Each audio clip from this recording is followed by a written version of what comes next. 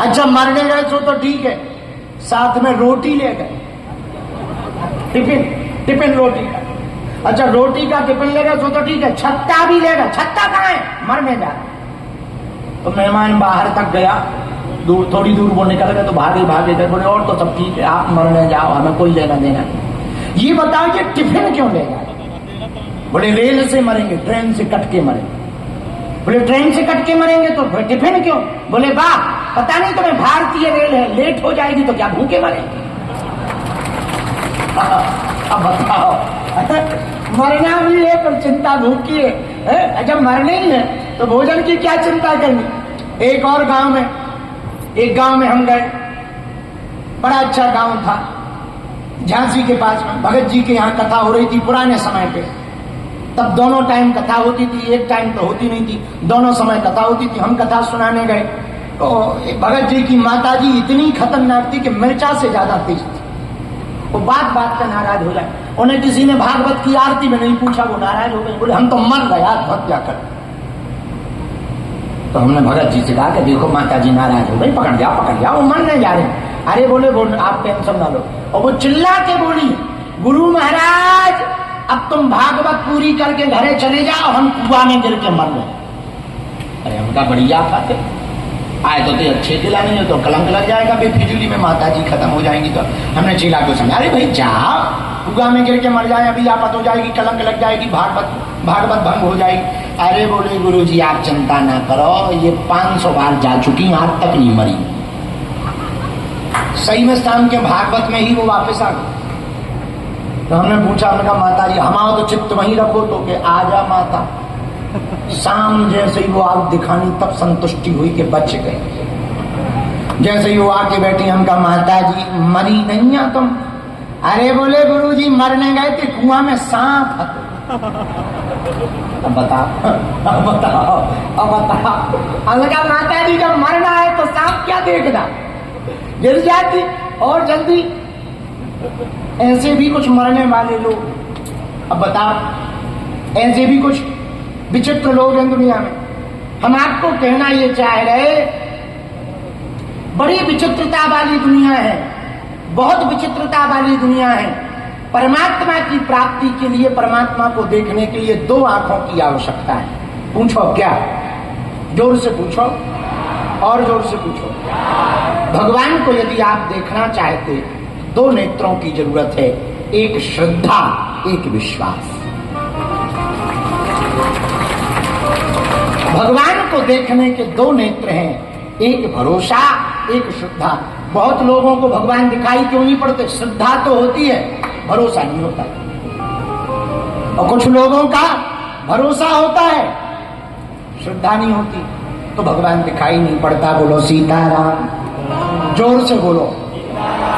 ऐसे समझो, बागेश्वर धाम का श्रद्धा तो है कि हनुमान जी कृपा कर देंगे, पर विश्वास नहीं है कि हम पे कर देंगे। सो तुम पे नहीं होना, समझो जय जय बजरंग। अच्छा तुम्हें विश्वास हो, कुछ लोग ऐसे भी होते, हमारा विश्वास है हम पे हनुमान जी कृपा करेंगे, बागेश्वर बालाजी, लेकिन श्रद्धा नहीं है कि ये वाले कर ही देंगे, सो गड़बड़ा जाएगा। दोनों आवश्यक हैं, श्रद्धा भी जरूरी है, विश्वास भी जरूरी। रामचरितमानस में गोस्वामी जी ने श्रद्धा को पार्वती और विश्वास को भगवान शंकर कहा। वंदे श्रद्धा विश्वास रूपणौ। प्रियजनों, पराम्बा माता कली काल में प्राप्त करना सरल है, उनकी कृपा पाना सरल है, उनको देखना सरल है, बस समर्पण पक्का होना चाहिए। हमको एक कथा याद आ गई। हमारे मध्य प्रदेश में एक जगह है मैहर। मैहर में एक माता है शारदा माता। आला उदल राजवंश परमार वंश की देवी है, वो कुल देवी है परमार वंश। और आला उदल ने वहां भी पूजा की। जब आक्रमण हुआ तो बचने के लिए झंझन देवी, बहुत जंगल है, अब ऐसा हमें कहना नहीं चाहिए, यहाँ की सरकार की नजर नहीं पड़ी झंझन देवी पर, तो अभी ठीक ठाक रोड नहीं डल पाया। सीढ़ियां तो बन गई, रोड डल गया, हम जब गए थे तब नहीं बना, अभी भी वही हालत। अच्छा वन विभाग भी है, सरकार की नजर नहीं गई है। छतरपुर में एक ऐसी देवी है हमारे छतरपुर में, हम गए दर्शन करने, सीढ़ियां चढ़कर, वहां कुंड है छोटा सा और पहाड़ी के ऊपर, और आप सुनकर आश्चर्यचकित करेंगे, लगभग 300-400 सीढ़ियां हैं और 400 सीढ़ियां ऊपर छोटा सा कुंड है।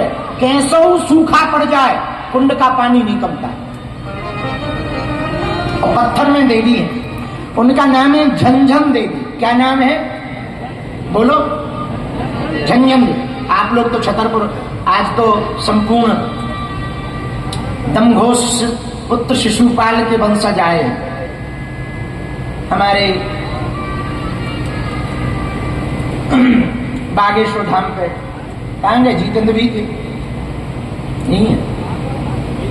आज बागेश्वर धाम पर संपूर्ण घोष समाज की बैठक है। आगामी 7 नवंबर से 16 नवंबर तक होने वाली दिल्ली से वृंदावन तक की पदयात्रा में पूरा भारतवर्ष का घोष समाज इस बात के लिए आज बागेश्वर धाम पे ये लोग आए हैं कि हम आपके साथ कदम से कदम मिलाकर चल रहे हैं भारत को हिंदू राष्ट्र बनाने के लिए। विराजन जोरदार ताली बजा के सबका स्वागत करो। बैठो। महाराज जी, हमने और हमारे जो जितेंद्र जी हैं, हमारे गांव के रिक्की सिंह बहुत अच्छे मित्र रहे, अभी भी हैं, रहे क्या अभी भी हैं, बहुत अच्छे आदमी हैं। उनके साथ मिलकर जय जय जटाशंकर में घोष समाज की धर्मशाला बनी। उसमें खूब हमने पूजन में हम गए थे। हमारे हाथ से भूमि पूजन हुआ, इस बात की हमको प्रसन्नता है। तो हमारे छतरपुर में जो हम सुना रहे थे वो सुनो। हमारे छतरपुर में झंझन देवी है। कौन देवी? उन्हीं आरावगल की आराध्या शारदा माता जो मैहर में आज से लगभग 200 साल पहले जो क्षेत्रीय कथा प्रचलित है वो सुना रहे। आज से लगभग 200 साल पहले मैहर के एक राजा हुए, श्री दुर्जन सिंह जूदेव। इनके राज्य शासन काल में एक गांव का आदमी भैंसियां गाय चराता था मैहर में। मैहर के पास उसका गांव था, रोज गाय भैंस चराने के लिए जाता था। जहां पर मैहर की शारदा माता की पहाड़ी है, उसकी तलहटी में वो गाय भैंस लेके आता था तो भयंकर घना जंगल, तरह तरह की आवाजें आती थी और दिन में ही अंधेरा लगता था। इतना घना जंगल, 2-3 दिन के बजे तो अंधेरा छा जाता था। एक दिन उसने देखा कि एक सुनहरी गैया जो सोने जैसे रंग की है हमारी गैयों के साथ आकर मिल गई।